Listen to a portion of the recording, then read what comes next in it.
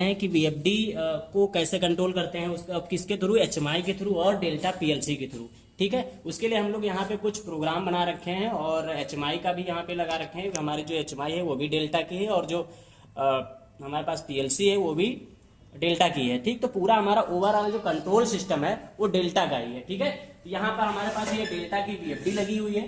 ठीक है, single phase वाली और 2-3 फेज। ठीक है, तो यहाँ पे ये हमारे पास मोटर रखी हुई जिसको हमको कंट्रोल करना है, फॉरवर्ड रिवर्स, इसकी फ्रीक्वेंसी को कंट्रोल करना है, ये सारी चीजें हम लोग कंट्रोल करेंगे। तो हार्डवेयर के थ्रू भी हम कंट्रोल कर सकते हैं, एचएमआई के हमारे पास यहाँ पे पीएलसी के लिए इनपुट जो दिए गए हैं इनसे भी हम लोग कंट्रोल कर सकते हैं और एचएमआई से भी कंट्रोल कर सकते हैं। ठीक है, तो पूरा ओवरऑल हम लोग आज कंट्रोल करके देखेंगे किस तरह से कंट्रोलिंग होती है।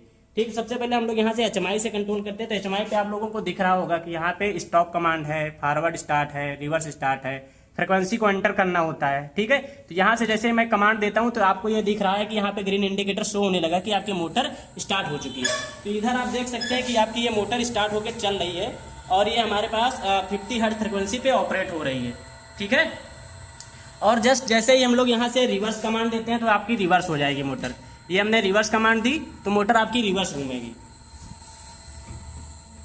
तो पहले आपकी मोटर स्टॉप होगी प्रॉपर उस मूड में, उसके बाद रिवर्स स्टार्ट हो जाएगी घूमना।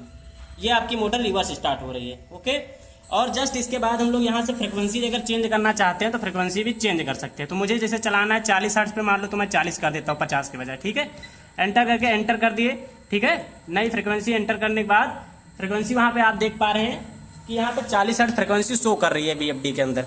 ठीक है, और मोटर हमारी कंटिन्यू रन हो रही है। उसी थ्रू यहाँ पे हम लोग स्टार्ट स्टॉप कर सकते हैं। यहाँ पे हमने इसको फॉरवर्ड बनाया, इसको हमने रिवर्स बनाया हुआ, ये हमारी स्टॉप बटन है। अगर मैं इसको इस समय प्रेस कर देता हूँ तो यहाँ पे आप इंडिकेटर देख पा रहे हैं कि Y2 इंडिकेटर चल रहा है और मोटर हमारी स्टॉप मोड में जा रही है। ठीक है, ये मोटर हमारी स्टॉप हो गई। ऐसे ही हम यहाँ पे अभी X3 ऑन कर देते हैं तो यहाँ पे क्या होगी, मोटर हमारी फॉरवर्ड रिवर्स होना स्टार्ट हो जाती है। ये फॉरवर्ड मोड में स्टार्ट हो गई।